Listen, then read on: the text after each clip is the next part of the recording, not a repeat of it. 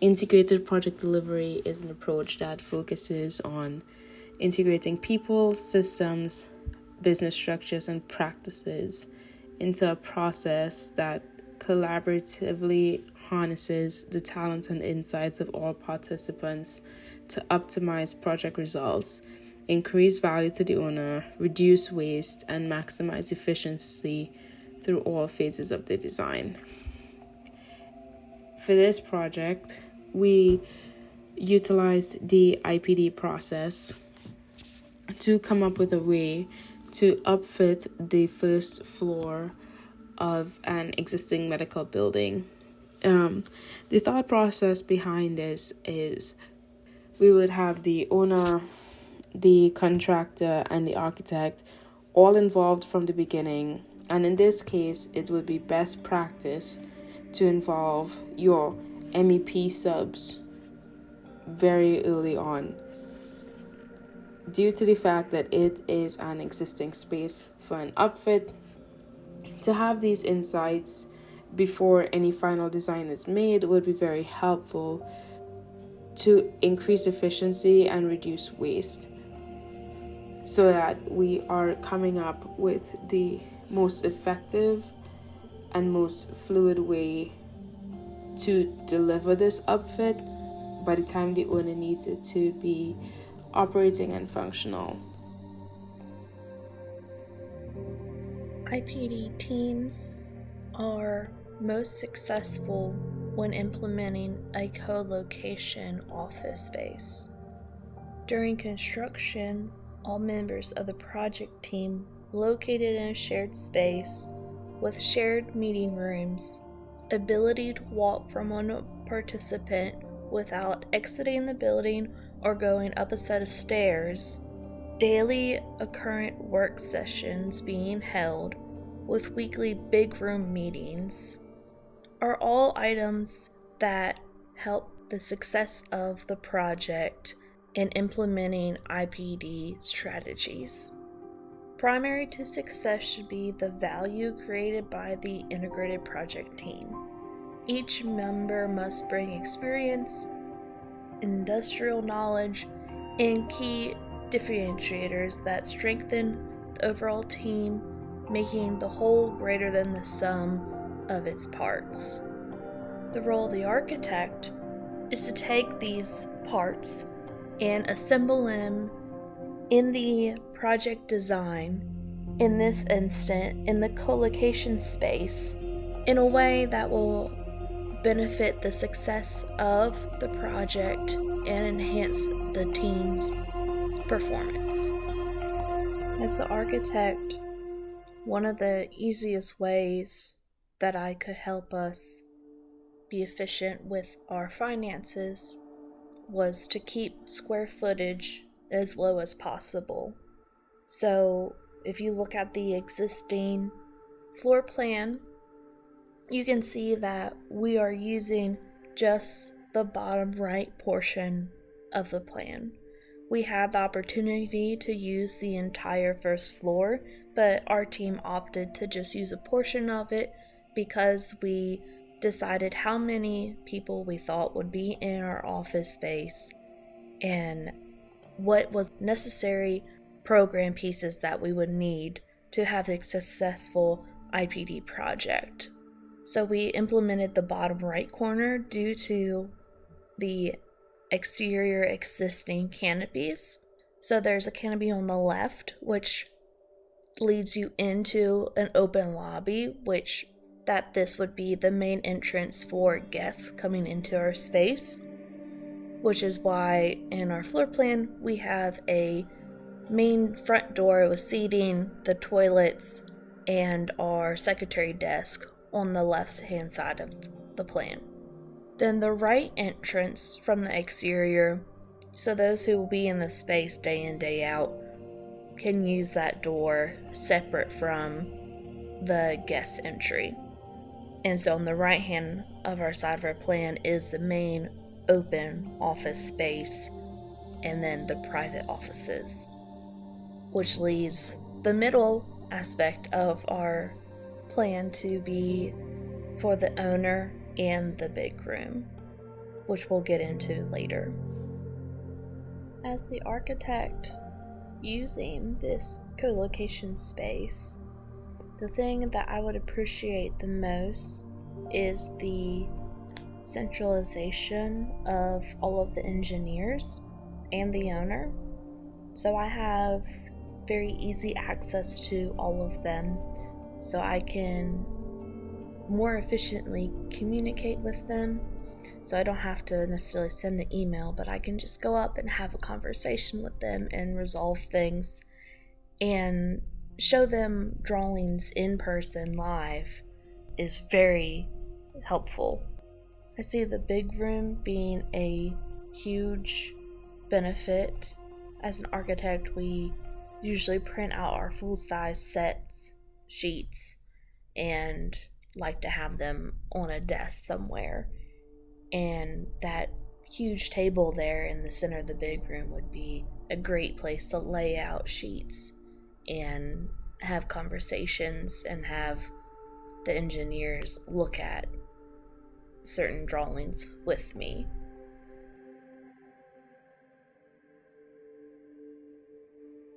As part of this project team, I'm taking the owner's perspective. The IPD process is contingent upon the owner being committed to the process and hiring the appropriate stakeholders to align with this approach. The commitment of sharing resources to integrate through efficient performance to maximize their success. Therefore, the owner is placed in the center of the design to emulate the belly button for commitment, where we have the left side, plan left side, that emulates the service entrance or waiting area, and then the plan right side to where we have our interdisciplinary integration and coordination. As I stated earlier, the center and belly button point of that is not just the owner, as you can see here, but is also the large big room. I think that big room signifies a fantastic connection to the owner, as this is the place where most, if not all, of the planning and work will happen. Where on the plan right side, where you have that interdisciplinary connection, those are the folks that are then feeding in and creating great things for the project, as we see here, as well as for future larger projects. I think one awesome opportunity that's here is you see it's very small, very effective. Owner made a decision to eliminate some of the additional stakeholders that may actually sit here, as those folks would be actually field resources, and they would actually come in just for flexible location. So we have in this plan, the owner has decided to only include those required to sit within the space, and eliminating folks such as the superintendent, subcontractors, so on and so forth, that may be in the field and part of the field management team.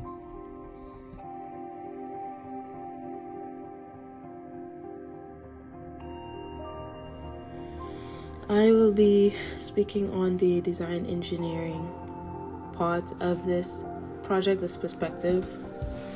I found this perspective to be very unique because it required me to go through the existing drawings in detail to know what was already there and what would need to be added to best accommodate what we are trying to upfit this space for. In doing so, there were a couple items that would not appear or wouldn't be the first to strike your mind. For example, one of those being concrete cutting to tie into the existing cleanouts on the first floor of the building. In order to figure that out, you really had to take a deep dive into the drawings to think through, okay, well, if we are going to have this as a collaboration space, then what would we need? We would need to take breaks. People love coffee. We would need restrooms and stuff like that. Okay, how do we take the gray water and the black water from there and then send it to where it needs to go correctly? And then going through the drawings, we realized that There's a clean out to the right of the electrical room.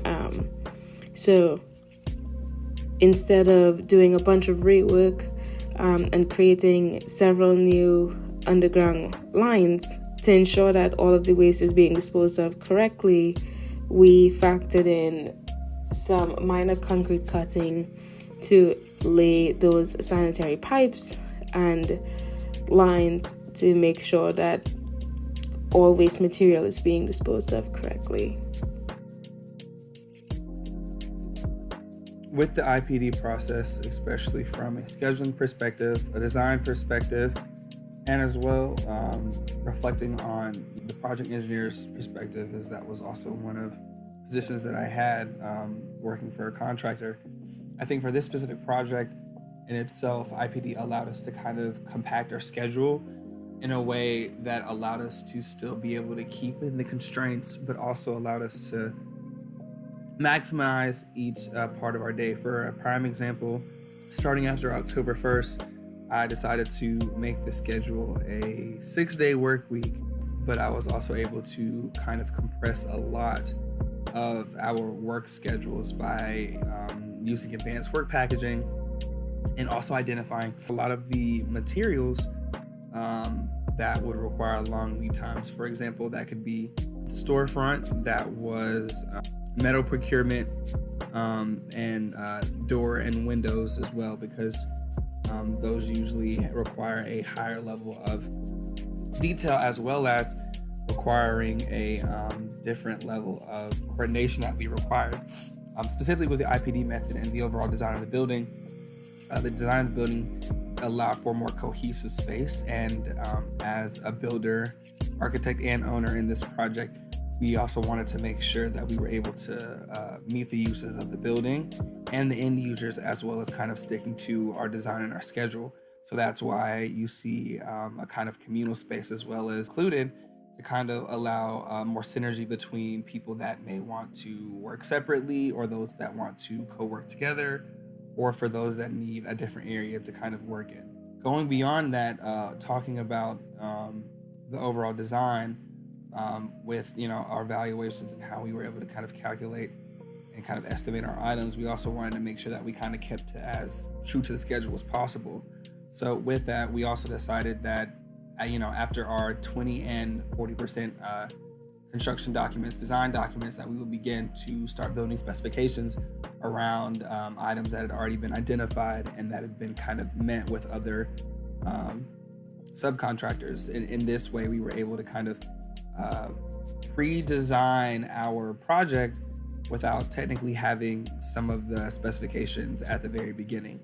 This way it allowed us to kind of pin down what we wanted to do, or what aspects of the design we knew we wanted to keep, so that way we could kind of keep our schedule as tight as possible.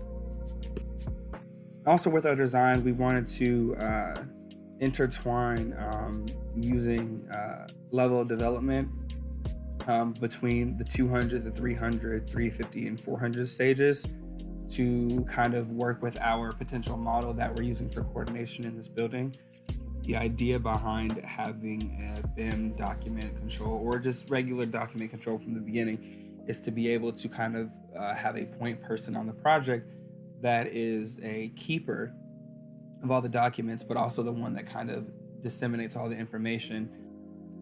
I think the contract is also just a good reminder of what the overall project is, and going back to the levels of detail and integration, staying on top of these projects and of these documents, and having somebody kind of be the keeper of those to kind of ensure that the design and the constructability documents and the estimating is all being kept up is really important during this IPD process. Next, we are going to touch on innovation through interdisciplinary collaboration.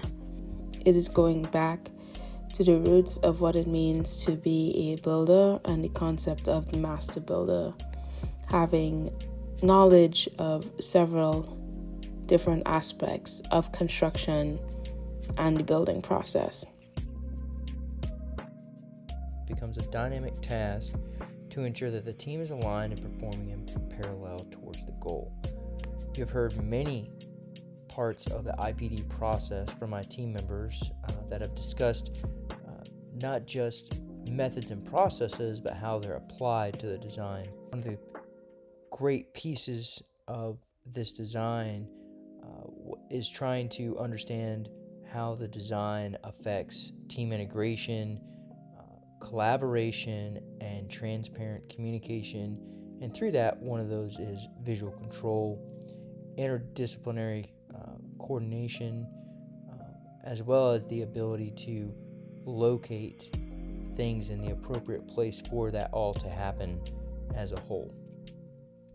With that being said, the design is shown to be effective and perform well where all of these folks can come to one central place, such as the big room, to create a collaborative environment that brings all the stakeholders that's flexible and continues to allow for each of those stakeholders that are all equal across the board to be able to do their piece and their part for the job.